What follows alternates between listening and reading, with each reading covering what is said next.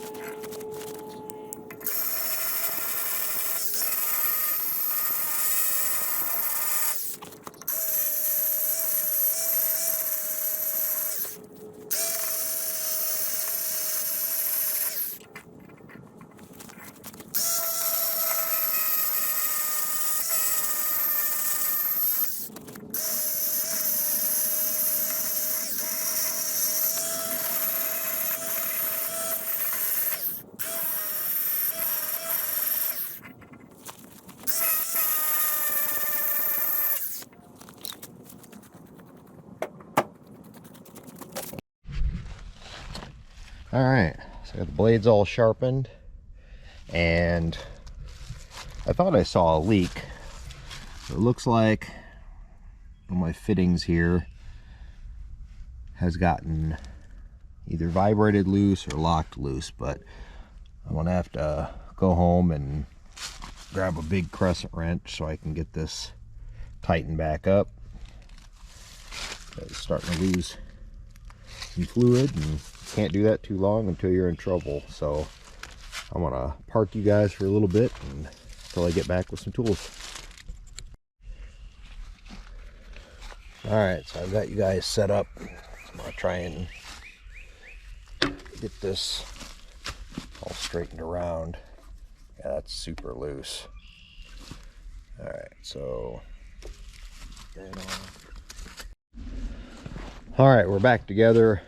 New tape, same fittings. I just had to take the whole block loose to get it on and get it tight enough because it wouldn't swing past the boom. So I'm just going to carry on straight down the driveway and keep on working. So I'll set you guys up.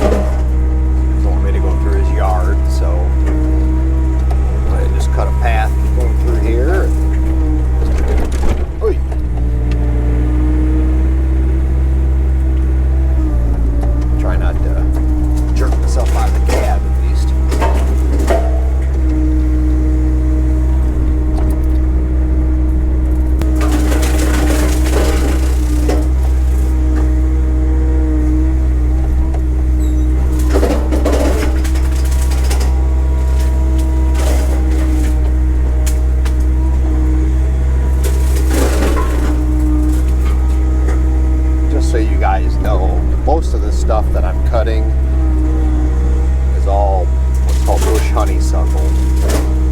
It's an extremely invasive species of, they sold it as like an ornamental hedge a while ago, but it does grow very well. It loves shady areas. And what happened was people started using it for natural fences, and it didn't take long for the birds to find out that it had a really nice berry that grows on it that they love to eat. Well, we all know what happens when birds eat berries. They fly around and they deposit them everywhere. Well, fast forward decades later, after this stuff was introduced, and it gets into areas like this, and it just takes over. It shades out the whole understory of our native trees, woods, and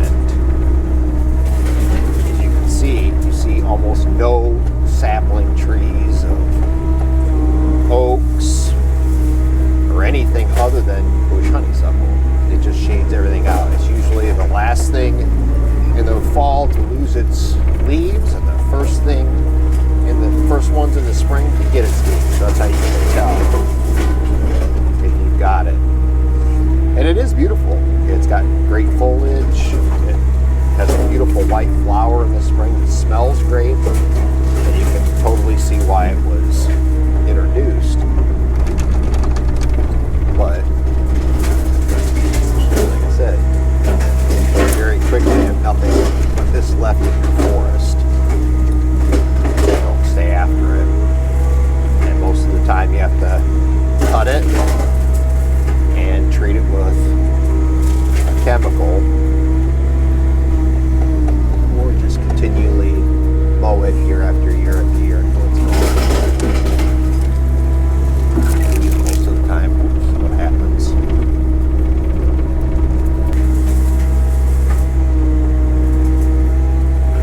Of course, we've got our multifloral rose, which is another invasive around here, which once it gets started is darn near impossible to get out of here.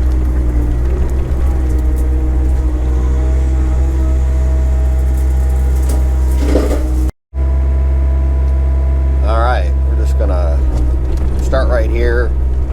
This is kind of like a big pyramid. A triangle, and once we grind out, this will be future pasture for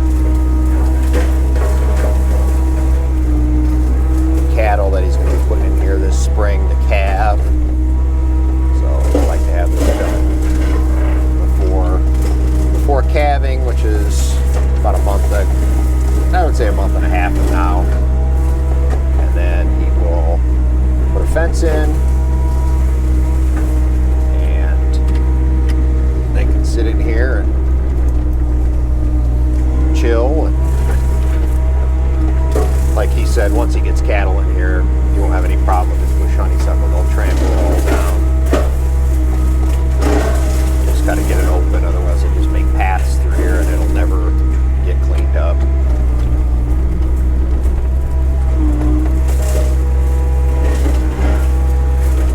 So it's basically just clear cutting and grind it up as much as you can. I'm sure he'll be able to run through here with a bush hog afterwards, and once it's all on the ground.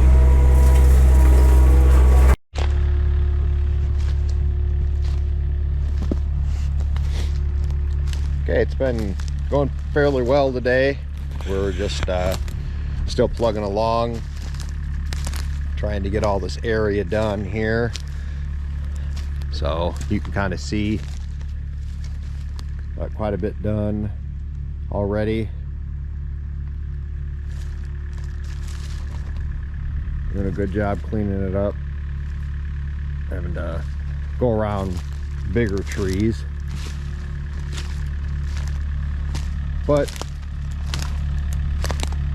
In this kind of work, you always have the unforeseen things. So if you're tracking around through this stuff, you run into stumps and you end up having an issue like this where you actually tear one of the lugs out of your tracks. So I'm thinking that I'm gonna have to order some new tracks here pretty quick, because I don't know if that's going to end up splitting out,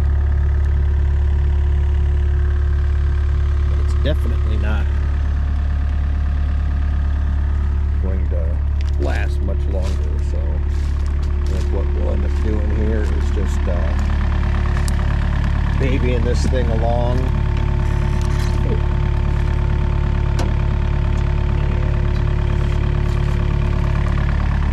Kind of seeing if I can get it home, limp it home, or I've got more tools and things like that where I can actually work on it and get this thing changed. So I don't know how much longer I'm going to work today.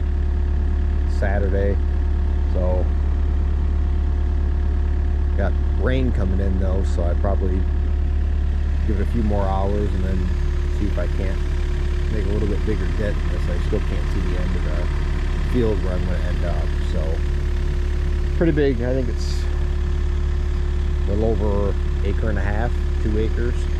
So I'll show you guys the finished product when I get it all done. All right, so I've got as much done in this new pasture as I can. Huge difference. So you can see all the way through now, all the woods, all this bush honeysuckle and everything's all cleaned up.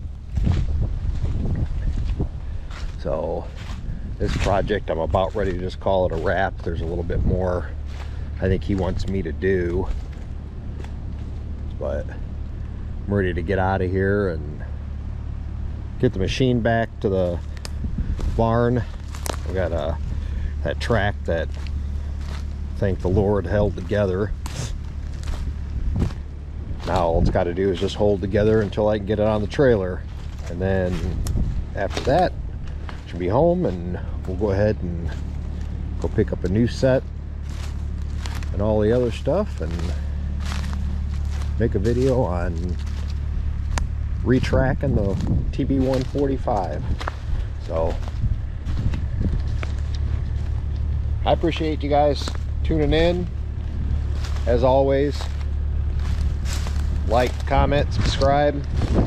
I really do appreciate the time you spend watching these. I enjoy making them, so as long as there's interest, I'll keep on plugging along. Guys, take care.